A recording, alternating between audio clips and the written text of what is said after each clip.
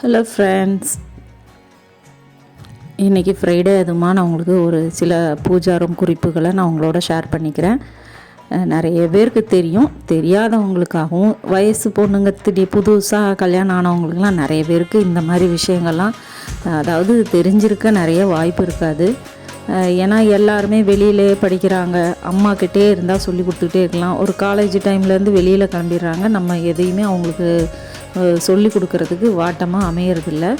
அந்த மாதிரி மேரேஜ் ஆன பசங்களுக்கு பொண்ணுங்களுக்கு சில விஷயம் நம்ம சொல்லி கொடுக்கலாம் அப்படிங்கிறதுனால நான் இந்த வீடியோ உங்களோட ஷேர் பண்ணிக்கிறேன். இது தெரியாதவங்களுக்காக தான் நான் சொல்கிறேன், தெரிஞ்சவங்களுக்காக இல்லை. நம்ம ஃப்ரைடே பூவெல்லாம் வச்சுட்டு சாமி கும்பிட்றப்போ அந்த பூ மறுநாள் சனிக்கிழமை காலையில் அந்த பூ எல்லாமே எடுத்துடணும். புதுசாக தான் டெய்லியுமே புது பூ வைக்கணும். சப்போஸ் பூ இல்லைனாலும் பரவாயில்ல, பழைய பூவை எடுத்துடணும். அது வாடாமல் நல்லா பளிச்சுன்னு இருந்தால் கூட பரவாயில்ல, எடுத்து தான் ஆகணும்.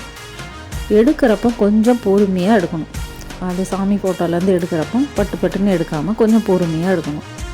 டெய்லியுமே நம்ம திரி 2 நாளுக்கு ஒரு தடையாவது விளக்கில் திரி மாற்றிடணும்.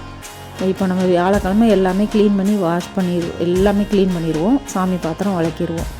ஏதோ ஒரு முடியாத பட்சத்தில் நம்ம உடம்புக்கு எப்பயுமே நல்லா தெம்பாக இருக்க முடியாது. சில நேரம் முடியாத பட்சத்துலேயோ இல்லைன்னா வெளியில் எங்கேயோ போயிட்டு வரோம் முடியாத பட்சத்தில் வெள்ளிக்கிழமை காலையில் அந்த எண்ணெயெல்லாம் ஒரு டப்பாவில் எடுத்துகிட்டு திரியும் தனியாக எடுத்துகிட்டு லைட்டாக புது லைட்டாக துடைச்சா போதும். ரொம்ப வெள்ளிக்கிழமை விளக்கு எல்லாமே துடைக்கக்கூடாது, எண்ணெயை மாற்றிடணும், புது திரி போட்டணும்.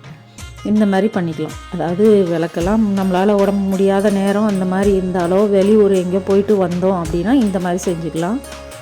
சாமி ஃபோட்டோஸ் எல்லாம் துடைக்கிறப்போ அதில் கொஞ்சம் பன்னீர் ஜவ்வாது போட்டு அதில் டிப் பண்ணிவிட்டு நம்ம கிளாத்து வச்சு துடைக்கிறப்போ சாமி ரூம் நல்ல மணமாக இருக்கும். தீபம் ஏற்றுற குச்சி, பத்தியோட குச்சி இதெல்லாமே அப்படி போடாமல் அதுக்குன்னு ஒரு சின்னதாக ஒரு அகலை வச்சுட்டோ இல்லைன்னா ஏதோ ஒரு பவுல் வச்சுட்டோ அதில் போட்டுக்கலாம். அப்படின்னா கொஞ்சம் நீட்டாக இருக்கும், அங்கங்கே குச்சியெல்லாம் இல்லாமல் நீட்டாக இருக்கும். தீப்பெட்டி இந்த குளிர்காலத்தில் கொஞ்சம் நமத்து போகுது. அதெல்லாம் நம்ம நல்லா வெயில் அடிக்கிறப்போ எடுத்து தனித்தனியாக போட்டு காய வச்சிட்டோம், நியூஸ் பேப்பர் போட்டு விரித்து காய வச்சிட்டோம்னா அந்த மருந்தெல்லாம் நல்லா காஞ்சி நல்லா தீப்பெட்டி பற்ற வைக்க முடியும். ஏதாவது ஒரு நெய் விளக்கு ஏற்றணும். பூஜா ரூமில் ஏதாவது ஒன்று நெய் விளக்கு ஏற்றணும். அந்த மாதிரி நெய் விளக்கு நெய் பொதுவாகவே விநாயகருக்கு ரொம்ப பிடிச்ச ஒரு பொருள் நெய்.